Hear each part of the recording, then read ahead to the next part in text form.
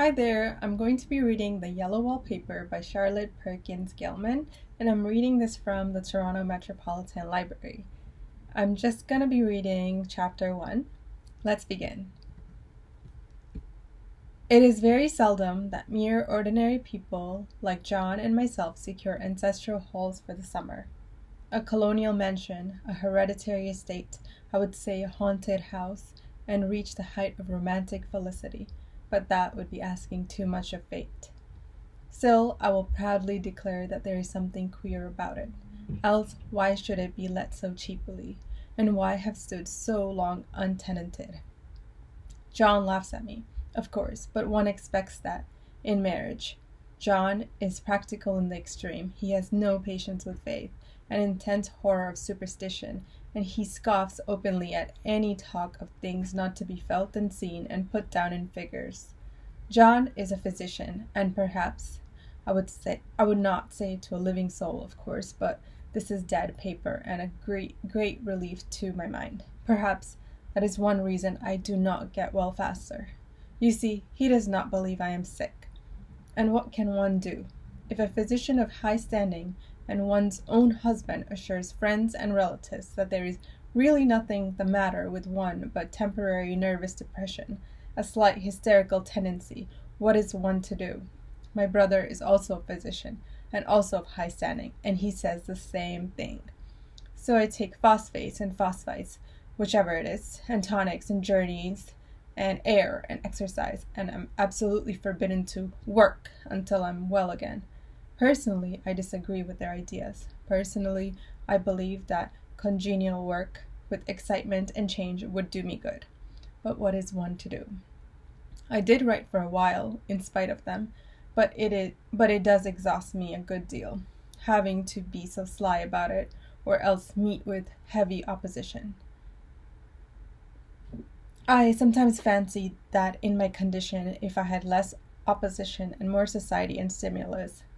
But John says the very worst thing I can do is to think about my condition, and I confess it always makes me feel bad.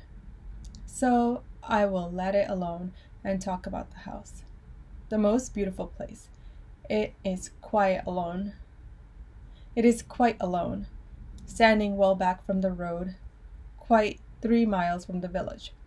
It makes me think of English places that you read about, for there are hedges and walls and gates that lock, and lots of separate little houses for the gardeners and people. There is a delicious garden. I never saw such a garden, large and shady, full of box-bordered paths, and lined with long grape-covered arbors with seats under them. There were greenhouses too, but they're all broken now. There was some legal trouble, I believe. Something about heirs and co-heirs. Anyhow, the place has been empty for years. That spoils my ghostliness. I am afraid, but I don't care. There is something strange about the house. I can feel it. I even said so to John one moonlight evening. But he said what I felt was a draught and shut the window. I get unreasonably angry with John sometimes. I'm sure I never used to be so sensitive.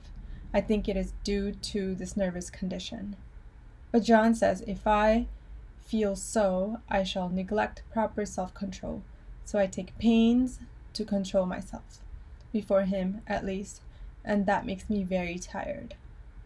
I don't like our room a bit. I wanted one downstairs that opened on the piazza and had roses all over the window, and such pretty old-fashioned chintz hangings. But John would not hear of it. He said there was only one window and not room for 2 beds, and no near room for him if he took another. He is very careful and loving, and hardly lets me stir without special direction. I have a scheduled prescription for each hour in the day, but he takes all care from me, and so I feel basely ungrateful not to value it more. He said we came here solely on my account, that I was to have perfect rest and all the air I could get. Your exercise depends on your strength, my dear, said he, and your food somewhat on your appetite, but air you can absorb all the time. So we took the nursery at the top of the house. It is a big, airy room, the whole floor nearly, with windows that look always, and air and sunshine galore. It was nursery first, and then playground and gymnasium, I should judge, for the windows are barred for little children, and there are rings and things in the walls. The paint and paper look as if a boys' school had used it. It is stripped off, the paper, in great patches all around the head of my bed, about as far as I can reach, and in a great place on the other side of the room, low down. Room low down. Below down, I guess. I never saw a worse paper in my life.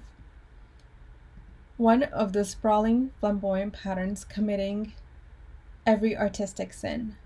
It is dull enough to confuse the eye in following, pronounced enough to constantly irritate and provoke study, and when you follow the lame, uncertain curves for a little distance, they suddenly commit suicide, plunge off outrageous angles, destroy themselves in unheard of contradictions.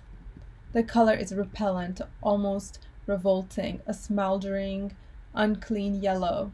A smoldering, unclean yellow, strangely faded by the slow turning sunlight.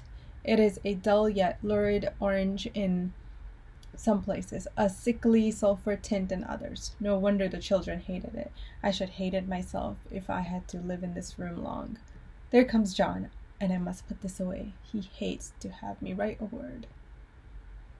That was it for chapter 1.